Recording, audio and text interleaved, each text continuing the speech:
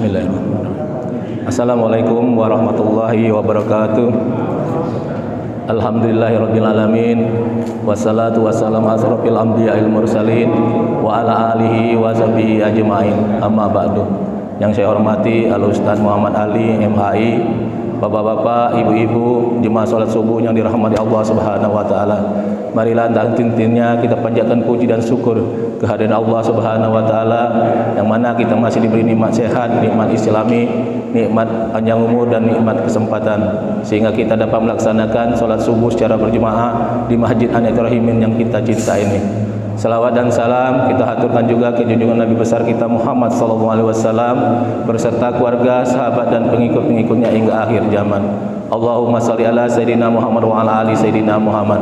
Bapak-bapak, ibu-ibu, jemaah salat subuh yang dirahmati Allah, yang mana seperti biasa kita setiap minggu subuh mengadakan kajian subuh, yaitu yang akan disampaikan oleh Al-Ustaz Muhammad Ali MHI. Kepada Al-Ustaz kami persilakan.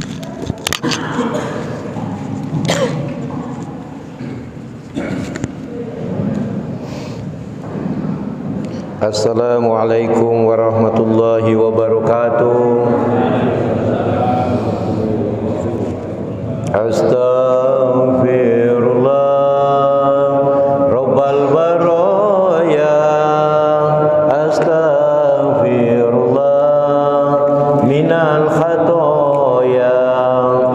Astaghfirullah Rabbal baraya. Astaghfirullah minal khatoya. Astaghfirullah Rabbal baraya. Astaghfirullah minal khatoya. Rabbi zidni ilman nafi'an wa wafiqni amalan maqbulan wa habli rizqan wasi'an wa tub alayya taubatan nasuha wa tub alayya taubatan nasuha. Alhamdulillahirabbil alamin. Salatu wassalamu ala asrofil anbiya'i wal mursalin wa ala alihi wa sahbihi ajmain. Asyhadu an la ilaha illallah wa asyhadu anna Muhammadar Rasulullah. Allahumma shalli ala Sayyidina Muhammad wa ala ali Sayyidina Muhammad. Qala ta'ala fil Qur'anil Karim, bismillahirrahmanirrahim. Wala takunu kalladzina nasullaha fa'ansahum anfusahum ulaika humul fasikun la yastawi ashabun nari wa ashabul jannati humul faizun. Shadaqallahul azim. Kami hormati jemaah subuh Masjid Anayatul Rahimin yang dimuliakan Allah, Bapak Ibu. Tentu yang tidak dapat kami sebutkan satu persatu namanya. Alhamdulillah hari ini kita dapat sholat subuh di Masjid Anayatul Rahimin ini dengan izin Allah, dengan kekuatan Allah, karena kita telah diberikan Allah nikmat sehat. Nikmat sehat inilah yang melebihi dari segala-galanya. Banyak saudara-saudara kita yang telah mendahului kita. Kita doakan yang telah mendahului kita, tentunya Allah ampuni segala dosanya, Allah lapangkan kuburnya, kemudian Allah terima amal baiknya. Amin ya rabbal alamin. Bapak Ibu yang kami hormati, kita telah berlalu dari yaitu Ramadan. Mudah-mudahan banyak saudara-saudara kita yang telah melaksanakan puasa sunat Syawal ya. Ada yang lebaran lagi. Alhamdulillah kita telah melewati Ramadan. Mudah-mudahan amal segala yang kita laksanakan di bulan Ramadan itu Allah terima. Amin ya. Dan mudah-mudahan tamu agung itu yang telah kembali menghadap Allah, dia akan melapor atas kebaikan-kebaikan ketika dia atau tamu agung Ramadan itu berkunjung ke rumah kita. Itu mudah-mudahan. Dan mudah-mudahan segala amalan-amalan kita di bulan Ramadan selama ini, baik tadarusan atau berzikir, artinya menjadi terusan, menjadi ketagihan. Solat tahajud, nah itu kan. Cuman jangan ketagihan solat tarawih lah juga kan. Nah, tarawih itu cuma di bulan Ramadan baik gitu juga. Nggak ketagihan ladas tu kan. Ibu dengar tak suara bu? Penuh agak tinggi ni ini apanya tu volume ini kan. Bapak Ibu yang kami hormati, tentu kita teruskan lagi ya. Alhamdulillah kajian-kajian kita di subuh minggu, seminggu sekali di Anil Rahimin ini. Masjid-masjid yang lain hampir nak tiap hari kajian-kajian ini kan, dengan ustaz yang bergantian. Mudah-mudahan seminggu sekali ini jemaahnya akan bertambah banyak. Amin ya rabbal alamin. Karena ketika malaikat Jibril bertemu dengan Rasulullah, Jibril ngomong, "Ya Muhammad," itu ya. "Berapa banyak tetesan air hujan aku bisa menghitung," kata Jibril.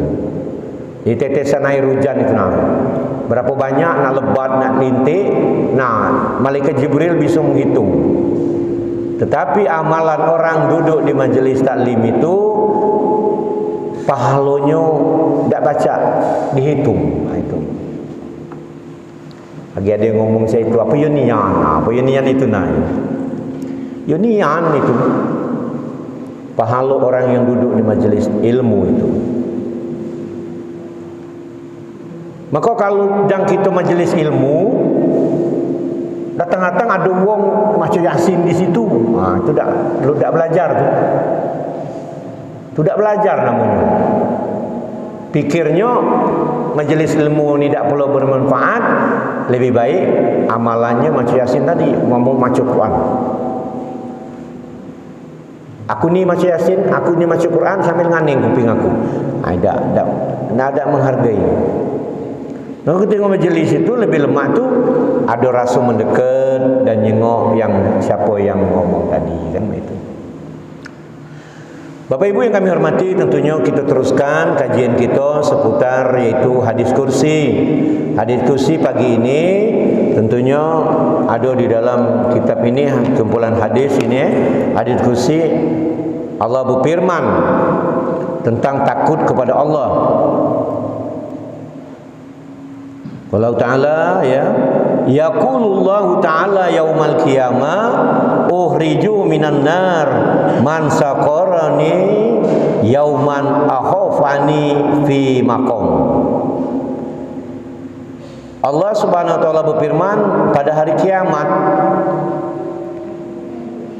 Jadi Allah itu berfirman pada hari kiamat, keluarkanlah dari neraka orang-orang yang pernah ingat pada suatu saat kepadaku, kata Allah.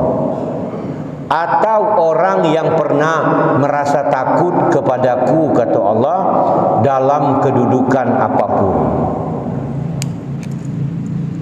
Jadi ibu, hari kiamat itu Allah berfirman,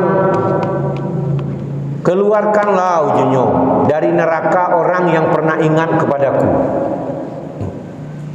Kemudian orang yang pernah takut kepadaku dalam keadaan apapun.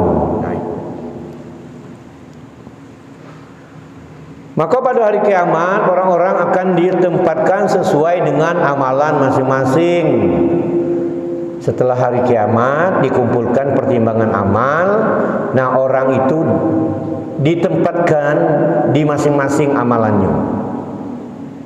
Ada yang masuk surga, ada yang masuk neraka. Itu.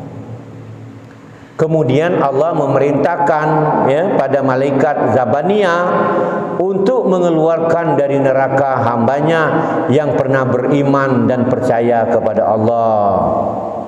Nah, jadi adunian yang uji guru-guru kita dulu, kage uang ini kalau dia masih taat kepada Allah walaupun dia berbuat dosa, dimasukkan dalam neraka. Wallahu alam, ada yang ngatakan berapa tahun nih, ada yang ngomong 1000 tahun, mungkin sesuai dengan amalannya itulah. Maunya amalannya dosanya dikit, mungkin segil itu. Mohon lama. Tapi ketika orang itu pernah ingat kepada Allah dan takut kepada Allah, dimasuk ke juga. Dan kemudian maka guru kita ngomong ada ciri di keningnya. Kage dimasukkan dalam surga. Ketika dia neman mandi di dalam sungai di surga, maka ciri tadi hilang, tato tadi hilang. Dan sini dijelaskan di dalam hadis kursi ini.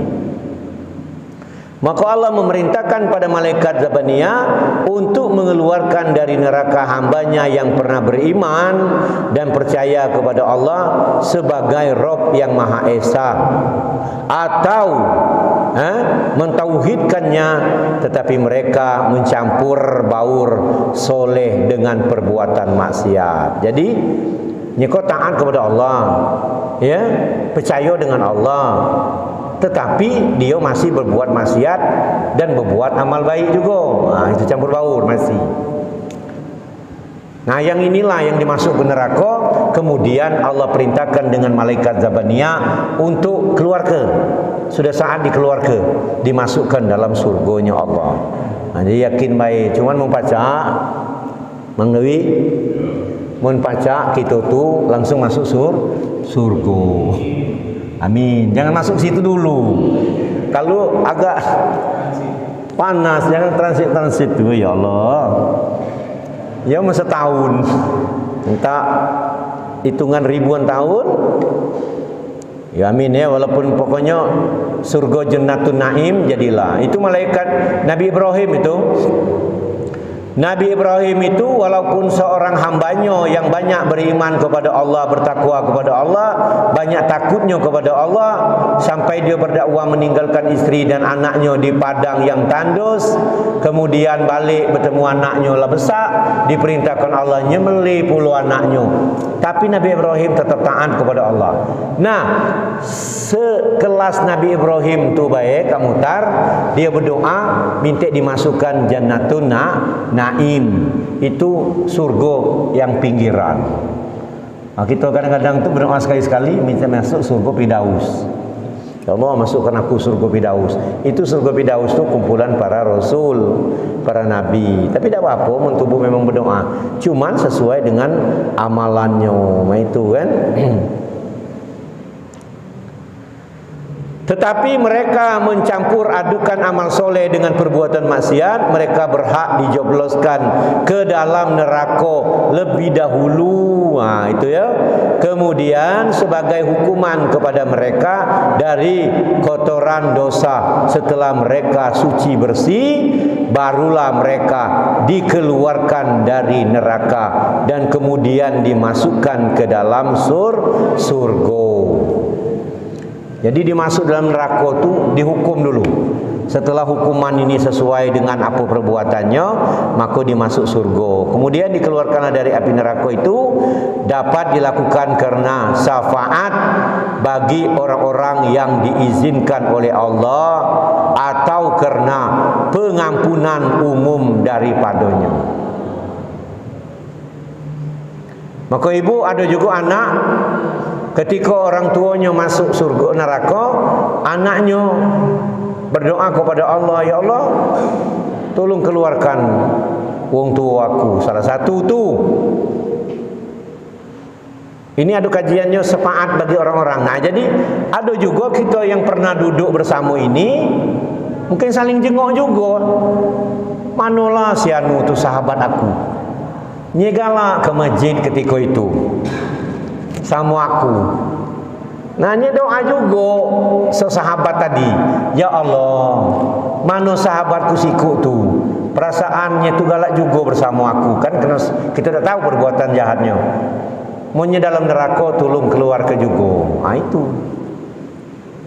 Itulah galak nak duduk sama orang soleh, orang baik tu. Mungkin baik menduduk sama orang tak keruan.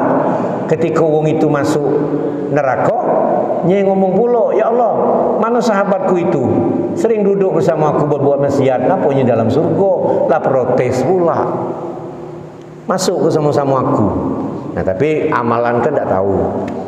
Amalan kan lain-lain. Ini yang dimaksudkan dengan kata orang yang pernah ingat akan daku pada suatu hari, yakni orang mukmin yang tadinya pernah ingat kepada Allah pada suatu hari dan suatu masa. Nah, membaca tubuh tu nak ingat tulah. Ingat tulah ya Allah ya. Ingat tu salah satunya dengan zikir. Zikirlah banyak tuntunan-tuntunan diajari para guru. Subhanallah ya. Alhamdulillah, wala ilaha illallah, wallahu akbar, wala haula wala quwata illa billahil aliyil azim. Hasbunallah wa ni'mal wakil, ni'mal maula wa ni'man nasir. Jadi amalan. Ada lagi, kalau aku tuh pagi Jumat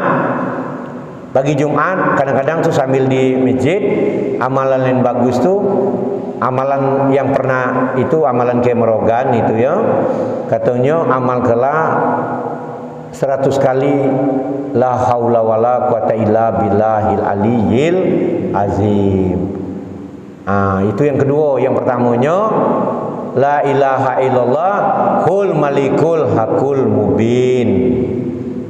99 kali pas ke 100-nya la ilaha illallahul malikul hakul mubin Muhammadar Rasulullah sadiqul wa'dil amin. Itu 100 kali pertama.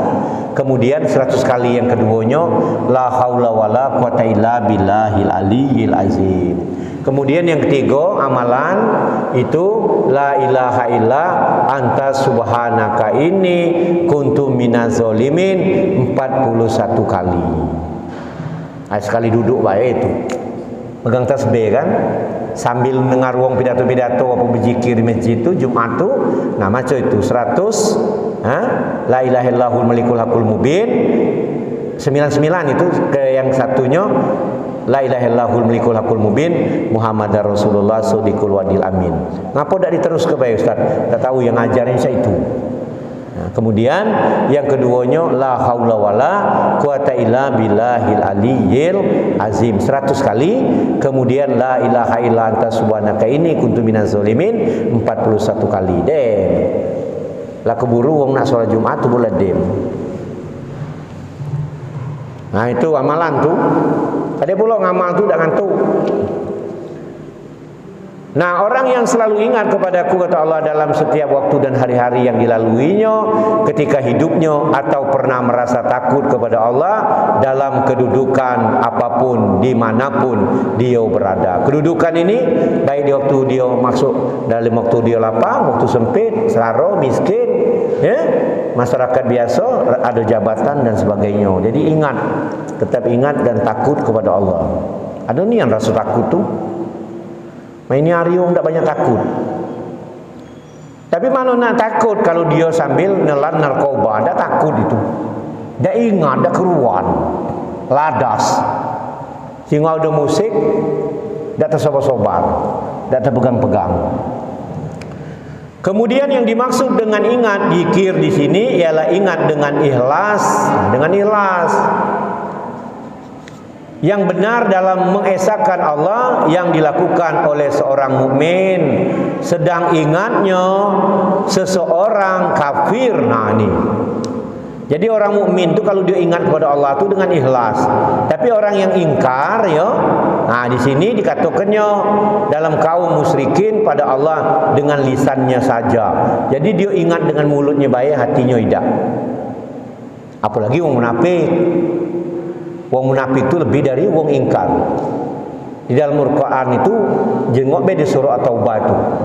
kejar dimanapun orang munafik itu berada. Selesai ke? Nah bayangkan, saking kelebih parahnya orang munafik ini di depan kitanya pade, di belakang kita dia ngatur kita. Nah apa ya tu? Di depan nabinya merasa beriman, di belakang nabinya ngatur nabi. Nah ini tuh, mula wong yang ingkarnya lah jelas, ibarat tu minyak, air itu. Nah, itu ya. Kemudian dengan ikhlas kalau mukmin itu dan niat yang benar. Perhatikan sabda Nabi Muhammad sallallahu alaihi wasallam, qala Rasulullah sallallahu alaihi wasallam, man qala la ilaha illallah khalisa min qalbihi wa khalal jannah. Barang siapa yang mengucapkan la ilaha illallah dengan ikhlas dari hatinya, niscaya ia masuk surga. Ai mudah ni aneh dah. La ilaha illallah, la ilaha illallah, itu tahlil itu. Jadi kalau orang anti tahlil tu orang dak anti ngucap la ilaha illallah. Tahlil itu ngucap la ilaha illallah. Kalau orang anti tahlil, dia anti ngucap la ilaha illallah. La ilaha illallah. Ada cepat, malah banyak tu la ilaha illallah, la ilaha. Tapi jangan ninggalkan lagi laju la ilaha illallah. Saya ulangi, barang siapa dengan ikhlas mengucapkan la ilaha illallah, nah di dalam hadis ini ngatakan niscaya ia masuk surga. Itu nak rajin itu kita la ilaha illallah. Tapi kadang imam juga aku begalaklah ninggalkan la ilaha illallah. Kenapa? Kita lama-lama ke uang lagi kata lagi. Lalu pergi kalau patut jemaah tu. La ilaha illallah ya. Yang dimaksudkan dengan khauf di sini ialah menahan nafsu dan semua anggota badannya dari perbuatan maksiat dengan penuh ketaatan kepada Allah. Nah, itu. Takut tanpa memahan nafsu dari perbuatan maksiat tidak termasuk dengan pengertian hadis kursi di atas. Nah, Bapak Ibu yang kami hormati, kemudian hadis kursi di atas menekankan tentang keutamaan dan kelebihan zikir dan khauf kepada Allah Subhanahu wa taala. Zikirnya tadi disebutkan la ilaha illallah. Penjelasan lebih lanjut tentang zikir dapat dilihat di hadis kursi yang di halaman lain ya, beserta ayat yang berhubungan dengannya. Selanjutnya ayat Quran yang berhubungan dengan khauf. Khauf itu artinya ini, khauf itu menahan nafsu maksudnya. Kita ni hidup di dunia ni sebenarnya makanya nafsu ni luar biasa. Makanya ketika perang Badar, ya, lah balik para sahabat lah setengah mati perang Badar itu berjuang, uji Nabi lum seberapa perang ini, perang menahan nafsu ko yang ini. Nah, kita ni nafsu lah sebenarnya membuat kita ni lalai ni. Orang yang berbuat yang idak-idak tu kena nafsu sebenarnya. Dilarang ini tidak baca nafsu tadi kan. Selanjutnya ayat diantaranya dan adapun, nah ya di dalam surah An-Naziat ayat 41 artinya dan adapun orang-orang yang takut kepada kebesaran Allah dan menahan diri dari keinginan hawa nafsunya, sesungguhnya surgalah tempat kembalinya. Namun kita lah bisa nahan nafsu kita, insya-Allah mudah-mudahan kita tak kena do Allah lupakan kita, Pasti kita dimasukkannya dalam lingkaran orang-orang yang baik, dalam lingkaran-lingkaran orang yang soleh. Orang-orang yang baik, orang-orang yang soleh itu adalah dia tinggalnya di dalam surganya Allah. Kemudian di dalam surah Al-Imran Allah katakan, sesungguhnya mereka itu tidak lain hanyalah setan yang menakut-nakuti dengan mengikut pengikutnya kepada kalian. Berarti kita ni yang dirayu, yang nafsu kita dah tertahan tu hanya setan lah yang berani ngerayu kita ni. Nah tapi gini dalam YouTube lah ngomong setan be lenak cuti. Lah dia menjadi lautnya aku nak pensiun. Kenapa uji setan? Aku tak pernah ngoda kamu, tapi kamu dewe yang melakukan, aku yang disalah-salah terus. Dikit nyalaku kata setan. Dia aku nak pensiun be ngoda kamu. Hanya ngelapor dengan Allah dalam YouTube itu. Karena itu janganlah kalian takut kepada mereka, janganlah takut kepada setan maksudnya. Takutlah kita kepada Allah, tapi takutlah kepadaku kata Allah jika kalian benar-benar orang yang beriman. Itu di dalam surah Al-Imran ayat 75. Kemudian diteruskan ya dengan surah An-Nahl, yakhafuna rabbahum min fawqihim wa yaf'aluna ma yaumarun. Artinya mereka takut kepada Allah yang berkuasa atas mereka dan melaksanakan yang diperintahkan kepada mereka. Bapak Ibu yang kami hormati, inilah kajian-kajian subuh kita tentunya. Kira-kira ada tak pertanyaan-pertanyaan ya seputar antara yang tadi. Yang tadi katanya orang yang banyak mengingat aku dan zikir dan takut kepada aku. Nah ya, walaupun dia berbuat maksiat juga, ada takut, ada ingat, dimasuk dulu dalam neraka. Kemudian Allah perintahkan dengan malaikat Zabaniyah keluar ke. Nah dimasuk dalam surga. Ada pertanyaan kira-kira? Hah? Iya Kak. Malaikat itu diperintahkan oleh Allah memasukkan seseorang ke dalam surga dalam neraka di awal. Oh, itu ya. Ya. Ya Kak. Itu ya. Jadi ketika di padang mahsyar nanti, ya, di padang mahsyar nanti, ketika dem hari kiamat lah hancur lebur segala macam, kita ni dihidupkan kembali, disamuratokeun menurut dalam suatu hadis, tinggi sama tinggi. Berkumpul, ada yang ngomong 4.000 tahun, ada yang ngomong 40.000 tahun. Sudahlah, anggap 4.000 tahun pendek baik. Berjejer, matahari sejengkal dari kepala. Keringat mengalir sampai bau. Masya Allah. Aku jabar sedikit. Disitulah ada wong yang melawan, agak melawan di antara barisan tu ngomong, ya Allah, kapan kami nak diadil? Kau orang kelamu Mana Nabi Adam yang wong tua kami bertemu Nabi Adam. Uji Adam, aku dah baca nulung kamu. Aku dah baca nulung kamu kerana aku juga banyak berbuat dosa ketika aku diperintahkan jangan makan buah holdi, makan aku dah. Demu Nabi yang lain seterusnya. Rupanya Nabi-Nabi yang lain ni ada juga dosa juga. Terus sampai Nabi Nuh ya. Uji Nabi Nuh, aku dah baca anak aku bengkar pada aku. Nabi terus yang lain. Akhirnya terakhir menghadapnya mereka ini kepada Rasulullah sallallahu alaihi wasallam. Nah, Nabi inilah menjadikan naungannya. Nah, di situ itu pertimbangan amal, Kak. Pertimbangan amal ini luar biasa.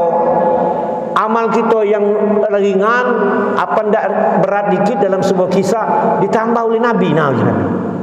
Masih juga ndak tertolong lagi. Nah, ketika di zaman tula, di alam tula, sudah nyebrang kau ke sini. Nyebrang siratal mustaqim. Ada yang jalannya tetati-tati, ada yang berlari sakit kilat, ada yang bergantung-gantung, ya salam, ada yang umatnian. Nah, ketika itulah perintah berjalan. Perintah itulah berjalan ketika di alam itulah. Nah, cuma ampun namu sebutan alam itu. Pokoknya satu. Ya, kita ini ada alam kubur, alam dunia, alam ini, alam barzah ya. Aku lupa. Pokoknya di satu. Alam izatul ayo pertimbangan. Alam sirat nyebrang siratal mustaqim. Alam menentukan yang baik surga, yang jelek neraka. Yang jeleknya tidak taat kepada Allah selamanya. Yang masih taat, yang masih ingat, nah tadi ada masanya berapa tahun dikembalikan, dipanggil. Allahu Akbar. Ya pokoknya kita membaca jangan mampir ke situ kah? Jangan mampir ke situ gitu yo. Pokoknya kita langsung baik. Walaupun nyeberang satu Sakim tekanyat-kanyat, pokoknya nak di situlah. Walaupun di surga pinggiran dem jadilah. Yang penting masuk surga. Neman go ai deh. Kaki ada ciri kan. Ahli nar jadinya. Nah. Sambil bergantung jadilah saya nyampai. Allah. Makanya Nabi Ibrahim ngomong tadi, surga Jannatun Naim itu surga pinggiran. Padahal Nabi Ibrahim luar biasa taatnya kepada Allah ini. Orang yang pertama kali ketika lahir ialah mencari Allah. Ketika lahir di dalam suatu gua, dia ngelik-ngelik, manalah Allah. Dijengoknya matahari muncul, mungkin inilah ujinya. Pas tenggelam, tak mungkin. Dijengoknya bulan muncul, ayolah inilah ujinya. Ketika tenggelam, tak mungkin ujinya. Itu Nabi Ibrahim itu. Wong tuanya sebagai pembuat patung bermusuh dengannya. Dihancur-hancurnya patung. Kalau salah wong tuanya namanya Azhar. Masya Allah, ya. Ketika lah punya bini, ya, diperintahkan Allah untuk pergi berdakwah, ditinggalkannya bini di padang yang tandus. Sampai Siti Hajar ngomong, ya Ibrahim, nak kemana kau ninggal ke kami di padang yang tandus? Tak kata si kupun wong, cuman aku dengan Ismail inilah. Nabi Ibrahim terus berjalan dengan kudanya. Dipanggil lagi oleh bininya. Penasaran bininya ngomong, ya Ibrahim, apa kau pergi ni ninggal kami kerana perintah Allah? Berbalik Nabi Ibrahim, kerana perintah Allah lah aku pergi. Nah lajulah uji bininya. Oh itu. Nah kita kau nak kadang-kadang tu banyak halangan. Yalah bini ngalang, ya tubuhnya segan.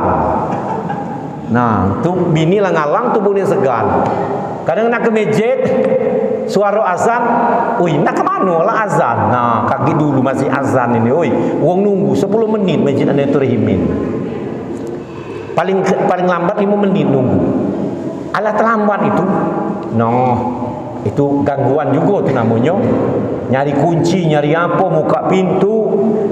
Tapi itulah perjuangan jihad fisabilillah. Ada lagi yang bertanya? Kata ya, Bapak Ibu yang kami hormati, Kak Bur, ada pertanyaan. Menyeka mula ditantang, beliau ini nanyo pasti. Iya, kena rindu dengan pertanyaan Kak Bur. Cukup ya, ya. Dem, Bapak Ibu yang kami hormati, mungkin itu yang kita sampaikan pagi hari ini. Mudahan duduknya kita di majelis ini menjadi duduknya tentunya insya Allah bersama orang-orang yang soleh insya Allah ke depan ya. Langsung doa ya. Al-Fatihah. A'udzubillahi minasyaitonirrajim. Bismillahirrahmanirrahim.